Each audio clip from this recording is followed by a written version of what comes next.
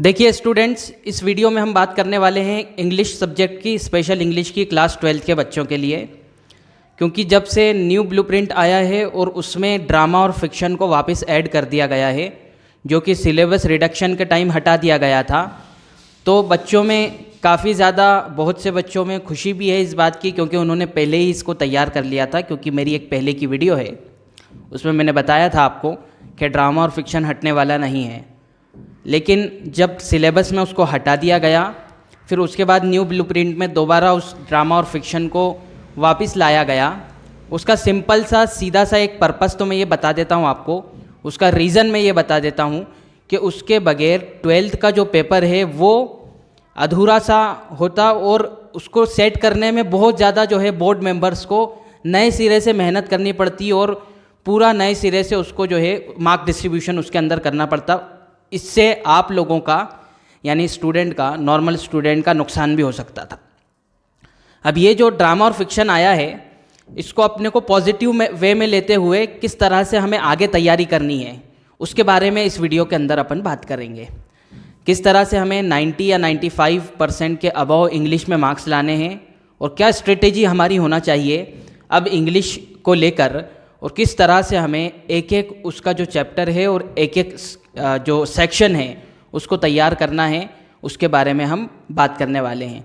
चलिए बिना किसी देरी के वीडियो को स्टार्ट करते हैं। सबसे पहले मैं आपको बता देता हूँ कि हमारा जो इंग्लिश का जो पेपर है, स्पेशल इंग्लिश का क्लास 12th का,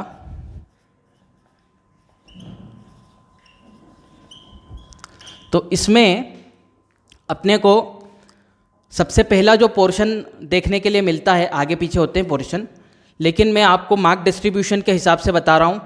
30 मार्क्स का आपको टेक्स्ट बुक का पोर्शन देखने के लिए मिलेगा। 30 मार्क्स का आपको टेक्स्ट बुक में से देखने के लिए मिलेगा, जिसमें आपके 5 से 6 चैप्टर्स हटा दिए गए हैं। जितने भी आपके 14 से 15 चैप्टर थे, या मेरे को याद नहीं है, 16 चैप्टर होंगे, उसमें से आपके 5 चैप्टर या 6 चैप्टर हटा दिए गए हैं, जिसमें से ये समझ लीजिए आपको 11 चैप्टर के आसपास ही पढ़ना है और उन्हीं में से क्वेश्चंस को लगाना है। अगर हम बात करते हैं टेक्स्ट बुक के पोर्शन की, तो टेक्स्ट बुक के पोर्शन में भी 2 तो पैसेज ही आ जाते हैं। तो अगर कोई बच्चा बिल्कुल भी पढ़ के नहीं जाता है टेक्स्ट बुक का, वो भी पैसेज में से कुछ ना कुछ मार्क्स तो लेकर आ ही जाएगा। तो ये पूरे के पूरे जो 30 मार्क्स है, ये टेक्स्ट बुक पर एक तरह से हम कह सकते हैं कि डिपेंडेंट नहीं है, लेकिन हमें टेक्स्ट बुक की तैयारी भी करनी है। अब टेक्स्ट बुक की तैयारी कैसे करनी है, उसका बड़ा सिंपल सा तरीका है। आपको पिछले 10 साल के जो है क्वेश्चंस उठाने हैं और देखना है कि टेक्स्ट बुक में से ज़्यादातर कौन से चैप्टर्स में से क्वेश्चन आए हैं, उन क्वेश्चंस को लगाना है और उन्हीं में से आपको इस पेपर में भी देखने के लिए मिलेंगे क्वेश्चंस। और पैसेज कौन कौन से आए हैं, कई बार रिपीटेड पैसेजेस आ जाते हैं आपको, ओके। और इस बार भी ये संभावना है कि आपको रिपीटेड पैसेज देखने के लिए मिलेंगे।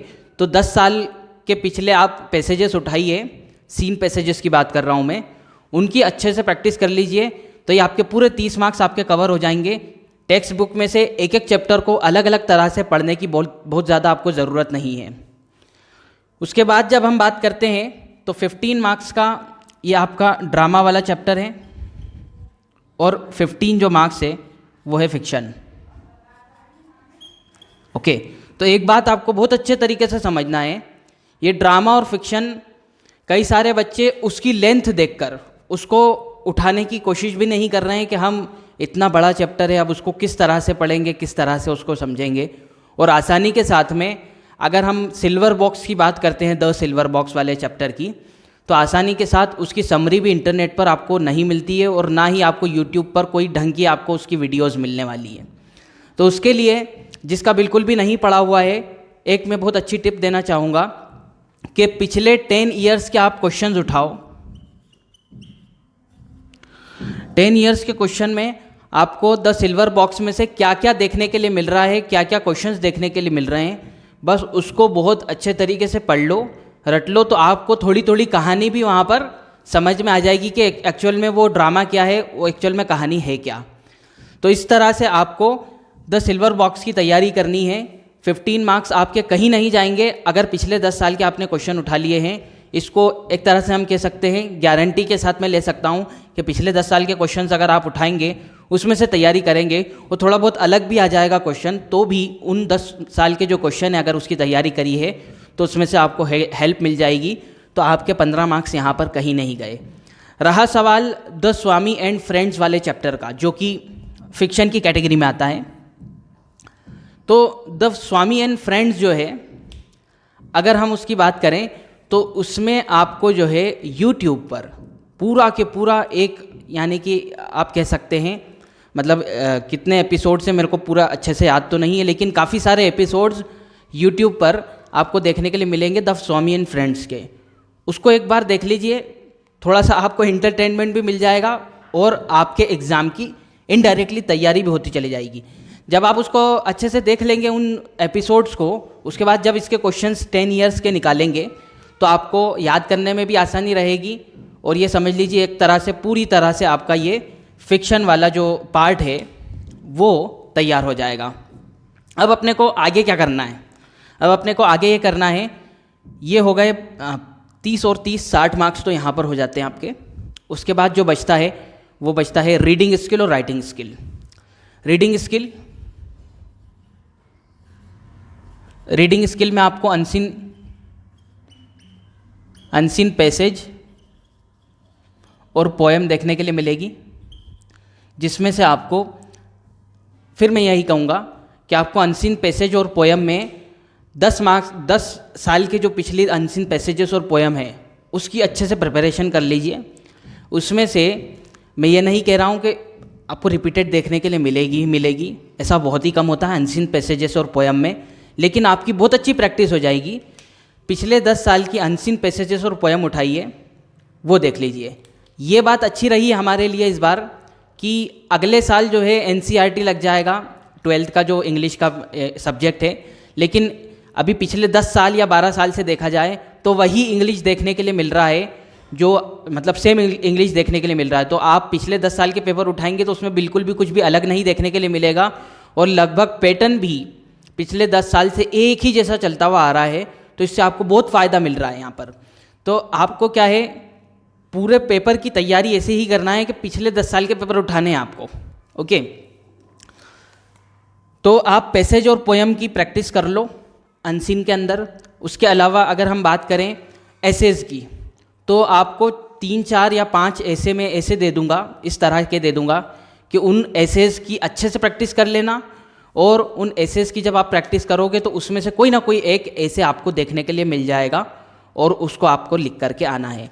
किसी एक ऐसे पर या किसी एक निबंध पर अपने को इंग्लिश में डिपेंड नहीं रहना है, क्योंकि बच्चे क्या होते हैं ज़्यादातर वंडर्स ऑफ साइंस कर लो, इसी पर डिपेंड हो जाते हैं और कई बार जाकर देखते हैं तो वंडर्स ऑफ साइंस नहीं आता है। तो इसलिए अपने को कम से कम मिनिमम, मैं क्या कह रहा हूँ, 5 एसेस को देख करके जाना है, जिसमें से 3 तो बहुत अच्छे से कर लेना और 2 को ऐसे सरसरी तौर पर देख करके जाना है अपने को, जिसमें से आपको एक ऐसे बिल्कुल देखने के लिए मिलेगा, है ना। ये आ जाएगा आपका राइटिंग स्किल में आ जाएगा। और राइटिंग स्किल्स में आपको रिपोर्ट राइटिंग कैसे करनी है और ये सारी चीज़ें आपको देखनी है वहाँ पर। और आखिरी जो पोर्शन बचता है वो हमारा ग्रामर वाला बचता है। ग्रामर में मैं अगेन यही कहूँगा कि लास्ट 10 इयर्स के जो है ग्रामर्स के क्वेश्चंस उठाइए, किस तरह के क्वेश्चंस आते हैं, क्या आते हैं, उनको बहुत अच्छे से एनालाइज करके उसकी तैयारी कर लीजिए। तो ये आपकी इंग्लिश की भी तैयारी हो जाएगी। और इंग्लिश में मैं आपको एक बात बहुत अच्छे तरीके से कहना चाहता हूँ और इसको समझ लो कि इंग्लिश में अगर आप बहुत अच्छे से तैयारी भी करके जाते हैं, पूरा नॉलेज लेकर के जाते हैं, तो आपका लिखने का तरीका कैसा है, आप कितनी डिटेल में उसको लिख पाते हैं और सामने वाले को कितने इंग्लिश के वर्ड से इम्प्रेस कर पाते हैं, इस पर डिपेंड करता है मार्क्स का आना। इंग्लिश में बहुत आसानी से इंग्लिश में मार्क्स नहीं दिए जाते हैं, ऐसा हर सब्जेक्ट में होता है, लेकिन इंग्लिश में बहुत ज़्यादा होता है कि बहुत आसानी से आपको मार्क्स देखने के लिए नहीं मिलेंगे। इसलिए आपको जो है इंग्लिश में बहुत अच्छे से प्रैक्टिस करना है और इस बात की प्रैक्टिस करना है कि कम से कम जो 3 घंटे का पेपर होगा उस 3 घंटे के अंदर एक जो कॉपी होती है पूरी 24 पेजेस की जो कॉपी होती है उसको तो मेरे को पूरा भर के आना है। तो जितना ज़्यादा लिखोगे, इंग्लिश का एक रूल है, आप जितना ज़्यादा लिखोगे डिटेल में लिखोगे, है ना। कुछ चीज़ों को छोड़कर जो पैटर्न वाइज होती है कि इसमें 50 वर्ड ही लिखना है या फिर इसमें जो है 100 वर्ड्स के आसपास ही लिखना है, लेकिन कुछ चीज़ें ऐसी होती हैं जिसमें आपको ज़्यादा जितना लिखोगे उतने ज़्यादा मार्क्स आने की संभावना होती है। तो होपफुली आपको इंग्लिश में थोड़ा बहुत डर यहाँ से निकला होगा ये वीडियो को देखने के बाद में। इस तरह से आप प्रिपेयर कर लो। और आखिरी में फिर मैं यही कहूँगा, पूरी वीडियो का निचोड़ यहाँ पर ये है और पूरी वीडियो का आपका जो है समरी ये है कि 10 इयर्स पेपर, इसको देख लो आप। 10 इयर्स पेपर आप पूरे अच्छे से तैयार कर लो। आपको इंग्लिश में 95 अबव मार्क्स लाने से कोई भी नहीं रोक पाएगा। तो मिलते हैं आपसे अगली वीडियो।